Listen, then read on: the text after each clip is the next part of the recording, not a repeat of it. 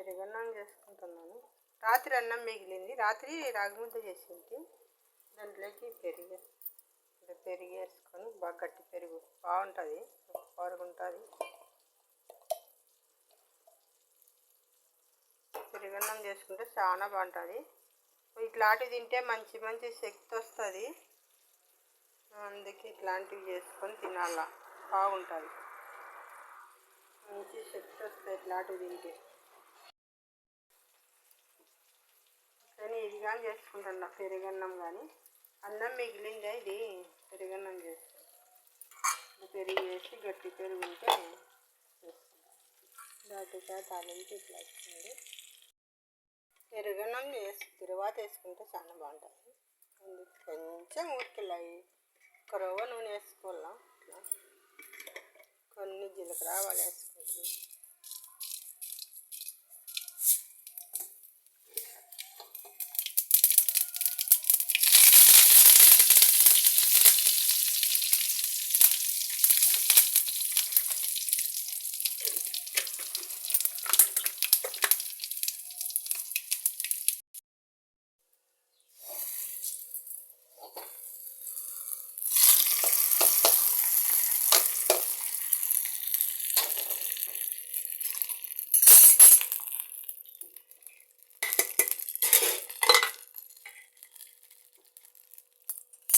రాగి ముద్ద చాలా బాగుంటుంది. ఇట్లా కలుపుకుంటే సూపర్గా ఉంటుంది. చూడు, వేసుకొని తింటే పొద్దున్నే బాగా చల్లగా ఉంటుంది. ఎండాకాలం బాగుంటుంది. ఇది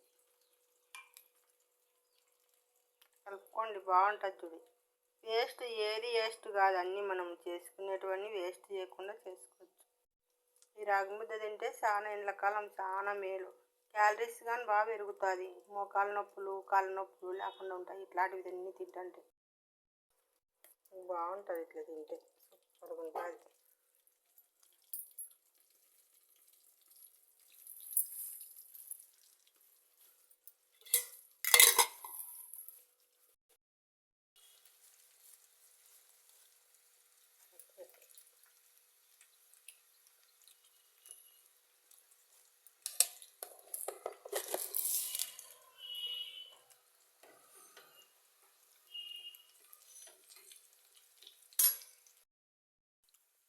కొంచెం ధనియాల పొడి కానీ వేస్తాను.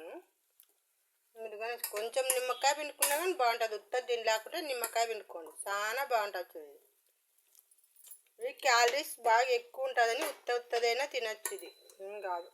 అన్నంలోకి పప్పులోకి కలుపుకొని నంచుకుని పెట్టుకోండి. రొట్టెలకు కానీ చేసుకోవచ్చు, చపాతీలకు కానీ జొన్న రొట్టెలకు కానీ చాలా బాగుంటుంది.